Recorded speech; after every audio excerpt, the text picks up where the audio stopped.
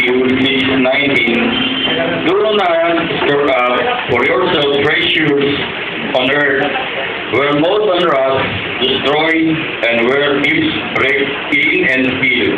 But store up for yourselves treasures in heaven, where moth and rust do not destroy, and where thieves do not break in and steal.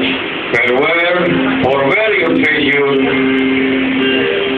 is, there your heart will be also.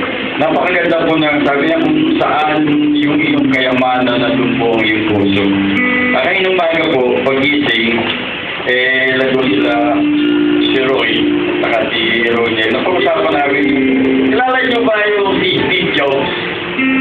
Yes, yung parang pinagdadalawang hatian ngayon. At mayroon doon siya kinundo. Sabi niya, bilis siya doon sa taong nag-invento ng buhay. Hindi, konti lang hindi siya pero sabi niya, yung pinakamaganda muli, yung i-follow yung puso. Pero pinanong ko si Roy kanina, sabi niya, like, atis po yun eh. Kaya nakikita mo, hindi niya alam kung saan nagmula yung buhay. Alam niya paano yumaman. Siya yung CEO ng Apple. Diba? Apple. Saka siya yung gumawa ng mga iPad. Doon, napakayaman niya. Pero hindi niya alam saan galing yung buhay niya.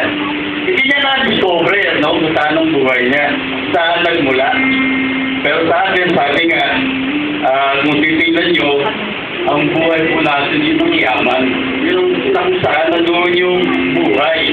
Yun ang kayamanan, di ba? Kaya gusto ko lang po basahin sa Revolution. Sa Efeso, sabi ron, I know your deeds. Sa datin ko, sabi, I know your deeds. Your hard work and your perseverance. I know that you cannot tolerate wicked men, and you have tested those who claim to be apostles but are not, and found them false. And you have persevered, and you have endured hardship, but in the end you have grown weary. And yet I told this against you. I have forsaken, you have forsaken your first love. Ito yung patungkol po sa puso, no? At ito parang nagkaroon ng mga first love. Di ba yung mga first love? Kita mo yung sinasabi ko si Jobs ba yun? Jobs. Yung first love niya yung puso niya, paano mo i-evaluate yung people na yan, ano? Pero sa atin po, yung nandun po yung puso natin sa Panginoon, gaya ng mag-asawa, diba pagka unang buwan, unang pagliligaw, yung pag-aasawa, pag-anak, habang dahan-dahan po dyan, nararanasan po yung pagbawas ng pagmamahal. At alam po ng mga nanay yan, pagka nararamdaman nila, yung nababawasan na yung pagmamahal ng tatay sa nanay, o kaya yung nanay sa tatay, alam po nila yan. Di ba meron kayo instinct na gano'n? Tama ba yun? Na kapag busy na kayo, parang natutuon na yung gawain nyo, sobra sa trabaho, higit na yun sa pagmamahal. Tama ba yun?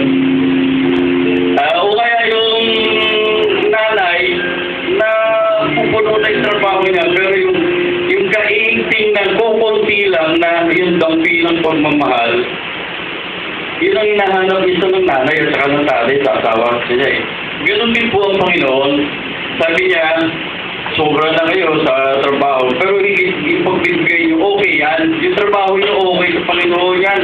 Yung masipag kayo, okay rin yan. Yung pagkakalog sa church na to, lalong okay.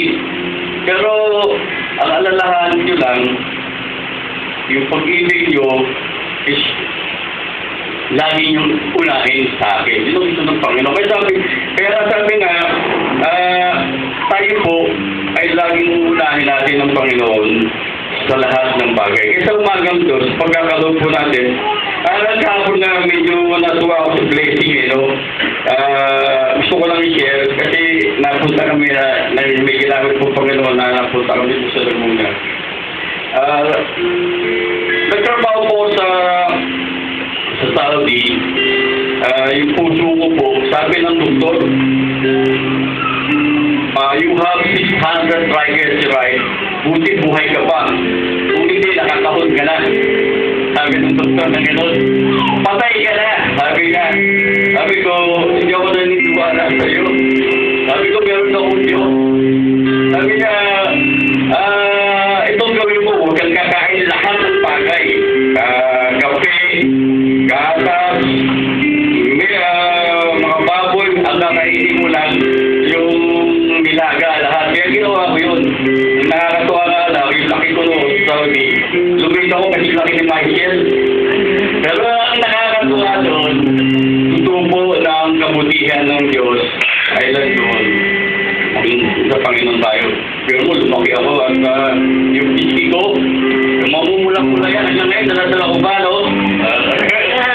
Yung po ang kabutihan ng Diyos kapag yung pagmamahal natin, binibigay natin sa Panginoon. Kaya yung pagbibigay po natin sa Panginoon, pangalawa lang po yan. Kasi pag minahal po natin ng Panginoon, gaya na sinabi yung wisdom na yan, doon na po dadaloy yung lahat ng blessing. Kasi magkakaroon tayo ng magandang katawan, kaisipan, tamang desisyon, at doon na po dadaloy yung kayamanan natin. Hindi lang po sa pera, kundi sa katawan, magiging malakas po tayo. Kaya, salamat po sa Panginoon sa umagang ito na naiintindihan po namin yung unang pagmamahal sa Diyos na laging hinahanap yun ng ating Panginoon. At pangalawa na po, yung pagbibigay natin sa pangailangan ng Iglesia nito. Kaya tayo po iba na lagi. Maraming banal, salamat po sa umagang ito. Salamat po sa katulungan na nakinig namin, kontrol ng lahat ng bagay.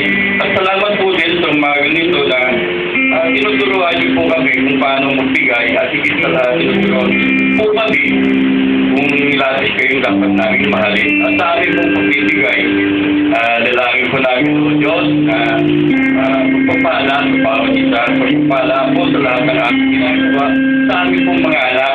At maraming po salamat po Diyos sa umagang ito, sa mga magkakalubot din sa hindi rin mga pagpakalog ngayon dahil wala, pero ang nalangin po namin, mahalin kayo at yung po dadalo yung pagmamahal nyo sa lahat ng bagay. Ito aming nalangin sa umagang ito at ang aming pagkakalog na ito sa pong pagmamahal. Ito aming nalangin sa mga Panginoon Jesus. Amen.